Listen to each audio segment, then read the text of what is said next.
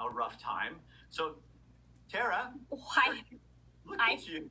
You got the cat, you're all ready to go. So I was walking by Cornucopia one day, and Tara, I was waiting for the train outside my office, and Tara came running up and said, Rick, we had a few words and stuff like that, but I don't. We were just, she was complimenting me, just having fun. And then she said, you really, here's what we do. So, Tara, tell people what you do and why you're here tonight. Hi, thanks for having me. I actually have a little bit of a different job than in this realm than most people. I predominantly sell foreclosures for, for lending institutions.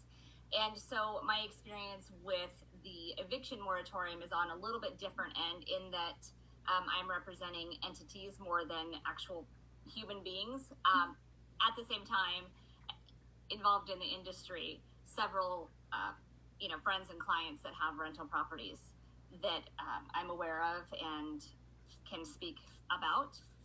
So what are you seeing happen out there to people, landlords, and people who are not getting this money? If they extend this out again through December, what does that do?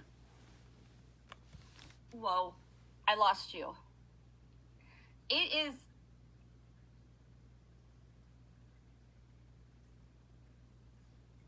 You there? Yes. Hi. Am I here? Yeah. You're fine. Okay. I lost you. It's a problem. The thing is, the state has that money, and I don't know exactly how much they got and how much they've been given out. I've been trying to find the numbers. It's not coming up really easily. They are requiring, in order to get assistance as a landlord, that you agree to only get 80% of what is owed to you. You have to write off the other 20%. And I think a lot of people have the idea that landlords are making a huge profit every month off the renters. And yeah, sure, there are some. Most of the people that I work with, however, they just have a handful of properties, and that's not the case. So losing 20% of what you had agreed to rent your property for is significant. It's not just like, I guess I just won't buy a couple more coffees this week. No, it's a lot of money. Well, and what if they took everybody in this room, or anybody watching right now, and said, okay, we're going to take 20% of what you make, and we're just going to take that away for a year and a half, maybe 2 years, and you're just going to have to bite the bullet. Right. That's a huge chunk of change for all of us. Mm-hmm. Yeah, it is a lot of money. And remembering that a lot of these landlords don't own these properties free and clear. So they have mortgages that they have to pay.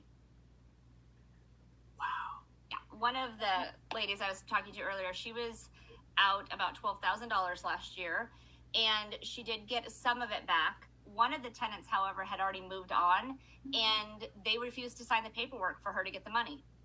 So they're just gone. She never gets that money back. And there's really nothing that she's going to be able to do about it. Well, what's kind of frustrating to me, too, is, that we've got how many jobs out there available right now. I heard a report today, there's, in the United States, there's all these jobs, and what did people do before to pay that rent? And you know what I mean? If I was a landlord, you'd feel like, I'm all for charity and helping people through this and stuff like that. But it seems like you're putting it all on one group of people. And at some point, we need to get back moving. Like if you were working at the, such and such a laundromat, and that's how you paid your rent, well, maybe we need to be doing that because there's so many jobs and people are not filling them. There are so many jobs out there. And every place you go, you see that. And you also not only see the help wanted sign, but you experience the change in customer service and the inconvenience, however minor or major it is, with the lack of staffing. And so I just don't, it's a foreign concept to me to not get out there and hustle. That's a little weird to me. Well, the other problem, too, as I've heard in reports, is that there is a whole bunch of money in there. And because, how states operate, they didn't get that money out very fast. And they were actually trying to get this out, but they didn't get it out very quickly at all. So in the renters' defense, they've been sitting there waiting for this renter relief funds, and it's still just sitting there. If you've got 12,000 people still waiting and they're in the process, that's ridiculous. It is. And if it's a matter of a few days, somebody gets evicted, and then they finally figure out how to get that money distributed, and that could have saved them from being evicted. that seems pretty ridiculous.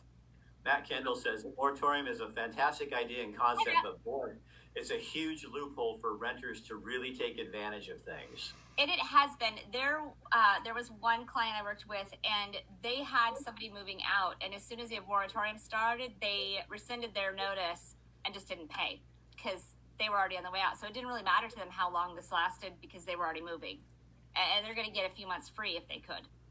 Well, I think what people do is they think of landlords as these wealthy people. And a lot of landlords I know, I am so glad my wife and I didn't invest in property and have renters right now. I mean, we have thought about it in the past, and I'm so glad we didn't do it. But it's a lot of people, this is their I know tons of people, this is their retirement. I mean, that 20%, it's like, okay, you take your budget person who's not paying your rent, and you take 20% out of that right off the top of what you're doing, and these people are on a fixed income. That property was bringing in money for them. And now what I think is kind of insulting is the state to say, okay, we know we have a problem that people aren't going back to work, so let's make it worse. Let's just extend this even longer to make it easier for people not to go back to work. And I'm not trying to blame renters either, but I'm saying we need to get back to doing normal things. I mean, at some point, instead of just paying for this. Yeah, absolutely. You know, there's all that money sitting there. The system, it was online for the landlords to get reimbursed or to apply to get reimbursed. It was very clunky. They had a lot of hard time with it. Documents wouldn't upload.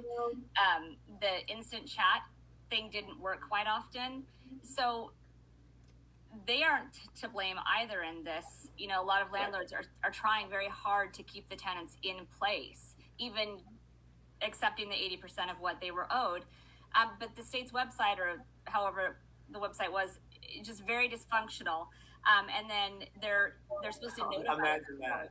The state of Oregon with a dysfunctional website. Sounds like the employment. Yeah.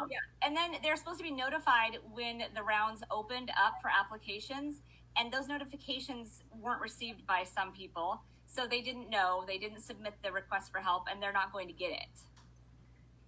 That is just crazy. Pam says, I just don't understand why they didn't pay their rent. They got twice the unemployment. They made more money than seniors on Social Security. Peggy. I think sometimes we make it easy for people, and it's gonna come back to nip us in the butt, or bud, however you want to say it. So Tara, now who do you work? I mean, you work for yourself, but what's the name of your company if people want to find out more? I own Emerald Valley Real Estate. Okay. And thank you for coming up and tapping me on the shoulder, because this was perfect timing. And Tara really busted her butt to get this happen, because she's been really super busy today. So I am happy that she did that, and I really appreciate it. Okay. Also, fix your cats, please. Oh, she's getting a spade and neuter your pets. Please fix your cats. She gets that for free. Okay, so I'm going to pull you. Thank you, Tara. Thank you so much.